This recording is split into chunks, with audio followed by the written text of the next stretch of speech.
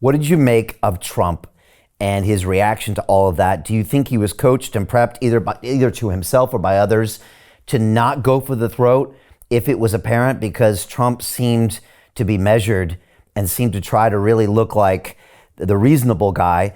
Or do you think that was just his natural reaction? It's a good question. I mean, undoubtedly, when he says in his earlier campaign stumps, what should I be, the mean Trump or the nice Trump? He looked genuinely sad. And I'm also not saying this to make fun of Joe Biden. You sit there and you compare those two people. They're 2 years apart from each other, 2 or 3 years apart. They are different functions of human beings. Trump may be old, but healthy, sharp, cognitively able. I don't care if he flubs some words every now and again. Everybody flubs their words.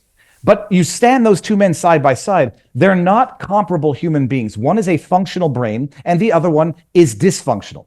And I think Trump genuinely, feels bad for Joe Biden, but feels genuine sadness for the state of his country. But you go back to when Trump was on Howard Stern. How long ago now? A decade or maybe more? Where Howard Stern, when he used to be funny and when I used to listen to him, I loathe him now. I can't even hear his voice or look at his beautiful hair. He was saying, like, Trump, you don't need this. You don't want this. Enjoy your golden years. Play golf. Enjoy the fruits of your wealth, the fruits of your labors. And Trump felt compelled to put all of that at risk. I don't think he had any idea of the degree to which he was putting it at risk to save his country.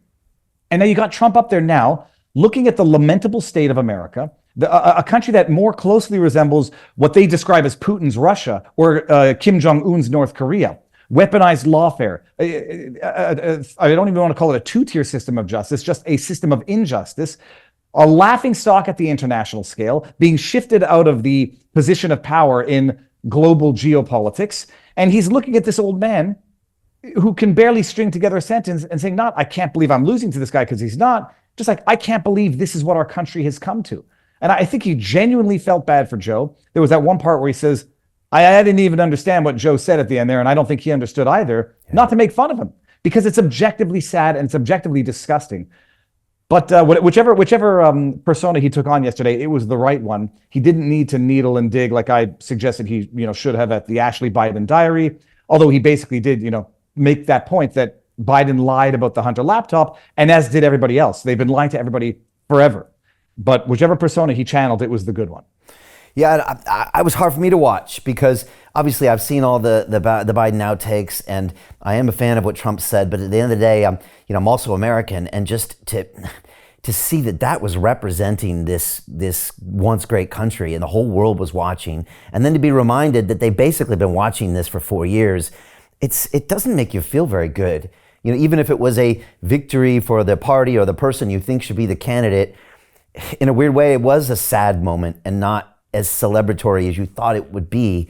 And then again, there's the human side too. The guy's obviously just kind of lost, and it's sad. And what a weird range of emotions for a debate. Well, Biden represents the demise of America. Now, it's not an irreparable demise. I wouldn't have moved to the States temporarily and potentially permanently if I thought it was in a permanent state of demise. But I lived through Canada as Canada was turned into an international laughingstock, as it lost any and all moral authority to lecture anybody anywhere on anything. And you now are looking at Joe Biden, who is at the helm. He's the symbol of the American decline. There was that movie, Le Déclin de l'Empire Américain, but I don't think it's relevant. The decline of the American empire. He is the symbol of how America has lost its moral influence, its political influence, its economic influence. And you are seeing it now all unraveling under Joe Biden's short 4 years, where America has been shifted out of the leader of global politics. There's unity and coalitions among other nations. There's corruption that America or Biden administration accuses other regimes of implementing, currently being implemented in real time to the degree that other countries are laughing at America. It can and it will be saved because there are more freedom-loving Americans than there are, I would say, operatives of whatever deep state, is profiting from this. And no, it's just you realize it's no longer a government for the people and by the people. Right now, it's governing the people and just siphoning off profiteering as much as they can from American taxpayer dollars for their globalist agendas. And Joe Biden is the figurehead, the symbol of that decline of the American dream. You know, I'm getting some like Manchurian Candidate flashbacks here when you kind of maybe explain what's been really going on with the Democratic Party and how perhaps maybe even they leaked some of those Joe Biden videos to set this whole thing up so they could change candidates, where in a weird way, the right and the left were working towards the same aim in a temporary sense. There's a lot to process here. Do you think Trump won the election last night, bar none, or are there so many more volatile events that can happen in the next 5 months? Well, I think he won the election far before. He might have won the election with that Georgia mugshot. I think it's definitive. Like, I'm not even selling my position in Biden not being the Democrat nominee, because it's going to end up at zero sooner than later. My concern is, that every fear hides a wish, or be careful what you wish for. If they swap in Gavin Newsom, I don't care how unpopular Gavin Newsom is in certain areas. I don't care how loathsome he is as an individual and how much of a failed politician he is. You've seen it. We've seen it over and over again. They'll literally elect someone who's going through a stroke recovery clinical depression because he's got a capital D in front of his name. So I do have a feeling like maybe not Kamala Harris, because she's actually a loathsome human. Gavin Newsom might be able to make a decent run, and they'll say, "Look, we're the responsible party. We've swapped out Joe Biden for a good candidate now, Gavin Newsom," and he might have a chance.